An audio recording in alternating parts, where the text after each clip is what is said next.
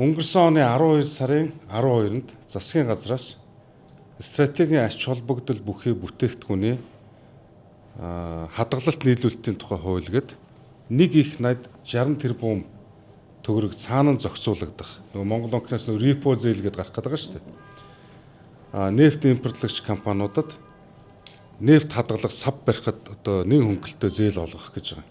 За энэний цаана бол зээлийг одоо зориулт бусаар зарцуулвал яах вэ? Гэх мэтлэн олон асуудлууд бий. Яг үүндээ одоо өнөөдөр одоо хэрэгцээ шаардлагад нь энэ сав багтаамж нь хангалттай мó? Хангалтгүй бол хэдэн өөр хангалтгүй байна. Ирээдүйд өсөн нэмэгдэх хэрэглээгээ тооцоод ямархуу сав суулга барих гэдэг нарийн мэдээлэл наалга. Тэгсэн атлаа 2 сарын дараа Оросын холбооны улсад салбарын сайд нь айлчлахдаа Оросын холбооны улсаас нефт хадгалах сав урт удаан хугацаагаар түрээслэнэ гэж. Энд чинь ингээд одоо асар том зөрчилтөнтэй асуудал байхгүй. Хэрвээ тэр нэг их найд 60 тэрбум төгрөг Монголоос гараад Оросоос одоо сав суулга түрээслэх гэж байгаа бол энэ яагаад ч болохгүй. За олон улсын нөхцөл байдлаа ч бодсон болохгүй. Аль болох тий ингээд ийм зөрчилдөөнтэй. За эцсийн дүндээ амьдралын өртөг асар хурдцтай нэмэгдэж байгаа. Тэгсэн атлаа өнөөдрийн засгийн газрын зүгээс эдийн засгийн өсөлт байгаа л гэдэг. Тэ? Өсөлт байгаа.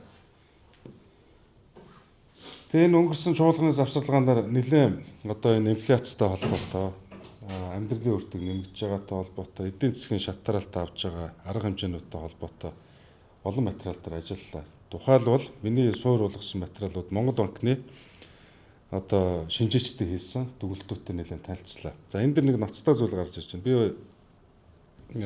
уржигдрын хэвлэлийн урлаар нэг зүйлийг гэсэн таад нэг анзаарах байх. Дотоодын нийт бүтээгдэхүүн өсөж байгаа. Эдийн засаг өсөж байгаа. Гэхдээ 63, 64 орчим хувь нь өр өгөөж өгөөд цаана нь одоо 37, 36% нь хаашаа ороод байгааг нь мэддэхгүй том асуудлууд үүсчихэд байгаа байхгүй юу? Хаашаа ороод. Энэ чинь мэдээж далд эдийн засгийн том их үүсвэр.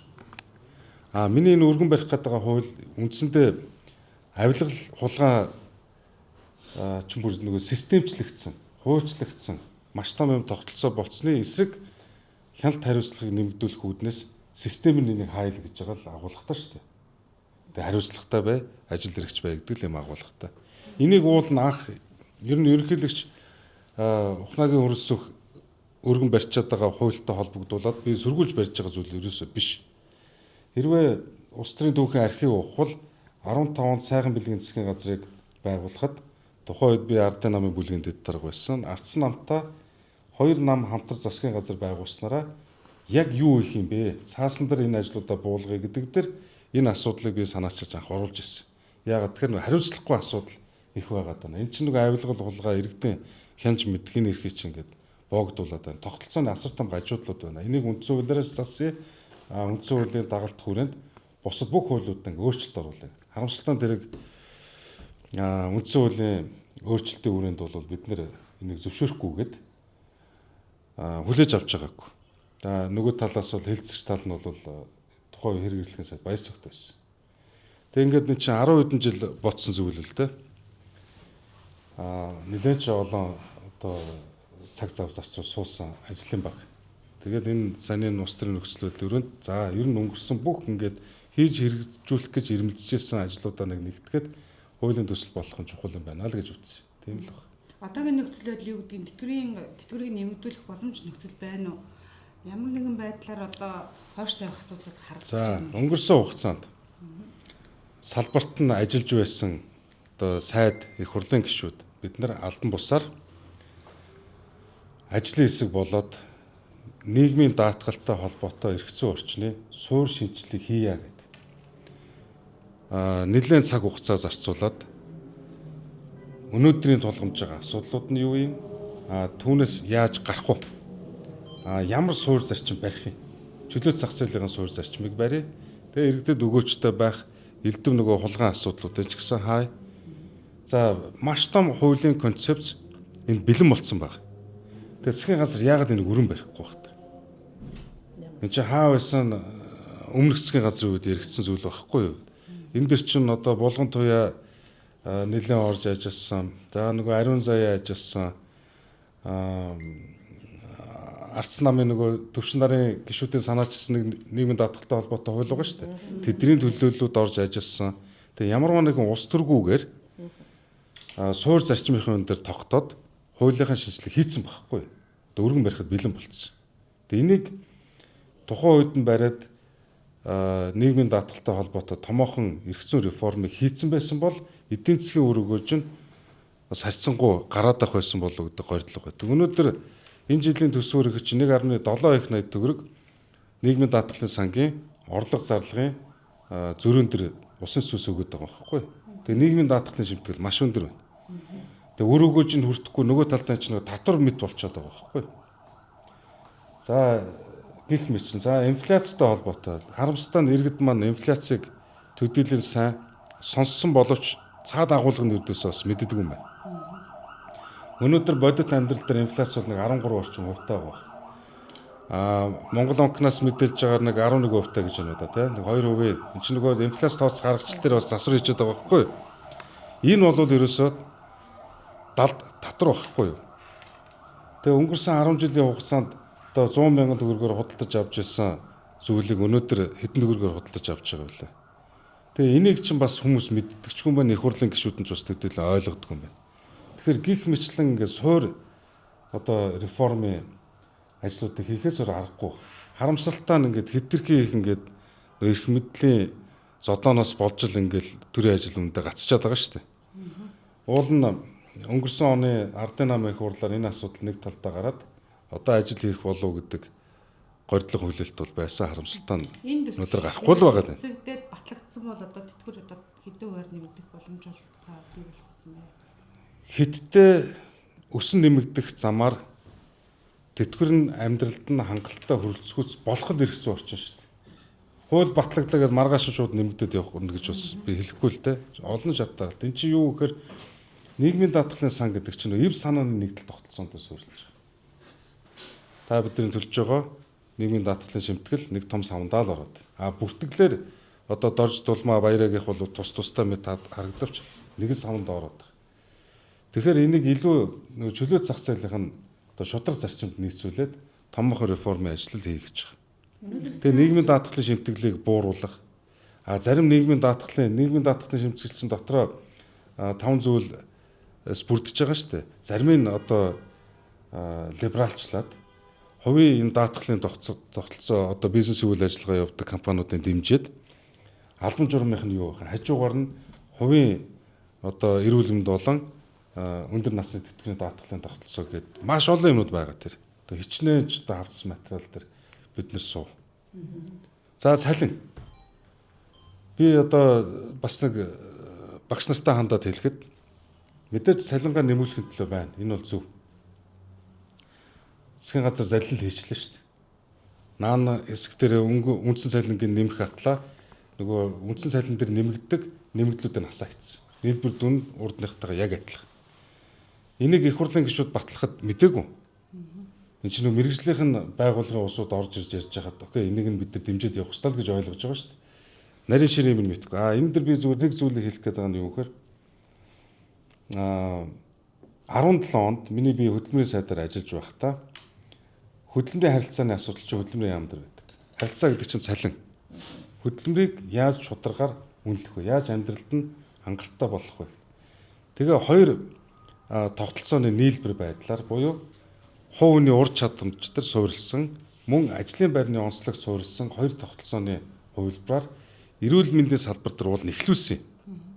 Ажлын хэсэг нь гараад нэгдүгээр эмнэлэг дээр одоо хичнээн чүүний бүрэлдэхүүнтэй ажлын хэсэг гараад тэгээ багш нарын асуудал дээр бас орох байсан. Тэгээ манай засгийн газар огцорсон.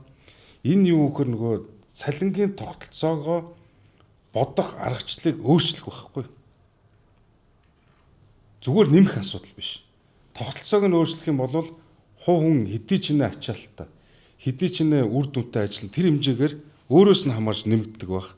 Зах зээлийн зарчим суурилсан цалингийн тогтолцоо. Одоо хүртэл энийг ерөөсөө хөндөж чадахгүй.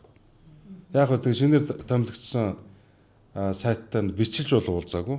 Агтаа утсаар Иймэрхүү ажлууд байгаа шүү. Энийг хийгэрээ гэдэг одоо санал зөвлөмжөө бол одоо өгсөн л дээ. Тэгээ одоо мэдгүй юу болж байгааг надлаа мэдрэгдэж байгаа ажиллалаа. Тэр шатгантай холбоотой зээлтэй та гişүн та бас чуулган дээр асууж ирсэн шүү дээ. Ер нь шатган импортлагч компаниудын зээл авах төгсөлт илэрхийлсэн юм тохиолдол бий. За яг үндэ энэ хууль өргөн баригдахад одоо таньдаг мэддэг нефт импортлагч компаниудын одоо хүмүүс өн ажилдаг.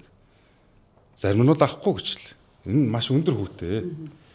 Тэгээ яг нарийн шалгах юм бол наа чин өөр зорилготой байгаа шүү гэд. Тэгээ өнгөрсөн парламентаар одоо 20-24 оны парламентаар энэ асуудал чи яригадад гишүүд энийг дэмжээгүй юм бэл. Тэрийг нь би бас олж мэдсэн. Яагаад дэмжээгүй гэхээр энэ бол цаана асар том ер нь залилан луур хулгаан юм явах гээд байна гэж дэмжээгүй юм бэл. Тэгээ сая эсэргүүцээд бараг үлдэн чим хүч төрөл баталсан шүү дээ. Үр дүнг нь харъя. Эсвэл геополитик. Тэгээ бид нар энэ нэг юм тэр чуулган дээр би хэлжсэн үгээ задлах юм бол энэ хандлага өөрчлөлмөр байгаа байхгүй. Тэгээс одоо 90 оноос өмнөх 70 жил бид нар яг үүндээ бол Оросын колони л байсан шүү дээ. Эдийн засгийн хөвч төр, улс төрийн хөвч төр. За ингээ эрхчлөөгөө ардчилсан хөвслийн үр дүнд олж авсан. Хандлага бид нар өөрчлөлмөр байна. Дандаа ингээд нэг хараат байдлаар асуудал хандмааргүй. Гэхдээ Оростой харилцсан ашигтай байдлаар бид нэр гэрээ эцэл хийл та. Оросд нь очиод нефтийг олборлоо л доо. Юу нь болохгүй байдаг. Тэ? Гих мэтлэн одоо ингээл Казахстан Хятадын хооронд 272 км нарийн царигта төмөр зам 27 оны 6 сард ашиглалтанд орохоор одоо эд бүтээн байгуулалтын ажил өрнөж байна. Энэ нь манай Бургастай бомтоос нэг 70 орчим км хүрэхгүй зайтай. Энд бид нар холбогдох асуудлыг ярил л та. Тэгэх юм бол Казахстан чинь жилдээ 50 тэрбум долларын одоо crude oil буюу түүхий нефт гадагшаа экспортлдог. Хаавс өмнөд Солонгос хүртэл эндээс татчихад байна. Дунд нь ингээд хэдэн километрийн наан сан байгаа Монгол улс эндээс 3 дахь чих үүсрээ ягаад бий болгож болтгоо. Гих мэтлэн гээд нэг юм хэвшмэл энэ нэг ойлголтоо эвдэд соошин байдлаар бид нар өөрсдийнхөө боломжийн төлөө ажиллах хэрэгтэй байхгүй. Яагаад тэгэхээр энэ геополитикийн өнөөдрийн нөхцөл байдлууд чинь зарим тал дээр биднэрт бол хүнд нөхцлүүдийг үүсгэнэ. Зарим талдаа таатай нөхцлүүдийг үүсгэж байгаа шүү дээ. Энийг ерөөсөө бид нар олж харж чадахгүй байгаа байхгүй. Айл хоорондоо ингээд санд чирээ булаацалтал. Тэгэл энд чинь бол яг үндэ улс төрчид ерөөсөө охирдгүй шүү дээ. Улс орнд ард иргэд л охироод байдаг шүү дээ. Тэгээ энийг мэдгүй ухамсарлах тэр хөгжлийн төвшөнд бол өнөөдөр Монголын төр бол би ирээгүй л гэдэг юм хэрэг. Тэгээ мань мэтэн байлдаад үзээд явъя гэхээр яа гарахгүй нэг бүлэгч байхгүй нэг цөөхүүлэх нэ үг хэлнэ үг тоож авахгүй. Тэгээ иймэрхүү байдлаар ингээл аль болох ажил хэрэгч байдлаар улс төр хэрүүл зодон болохгүй уулзаад санаа оноогоо хэлээл ингээл явах. Миний одоо хэлж чаддаг ганц бүтэц бол даргын зөвлөө урал дээр. Хэлж чаддаг. Эн чинь бас геополитиктэй холбоотой учраас байнгын чуулган дээр хамаагүй яриад иж бас болдгоо. Жишээлбэл одоо энэ харбины асуудал нэлээд эрчтэй яригадаад. Энийг тэр Баярмаа гişүн сайн уудлаар.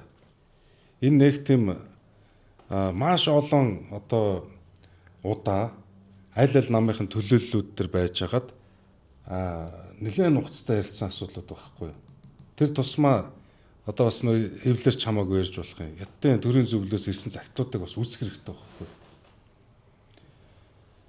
Тэгэхээр би юу гэж хэлэх гээд байна вэ гэхээр эцсийн дүндээ иймэрхүү байдлаар цаашдаа явахарг болчихлоо. Би бол Зандан шатрын засгийн газар огцорсон гэж харж байна. Одоо де факто нь болчиход байна шүү дээ. Тэ? Тэгээ хэр удаа сунжирч явах гээд байгаа юм. Анханасаа нэг мордхын хазгаал болсон шүү дээ.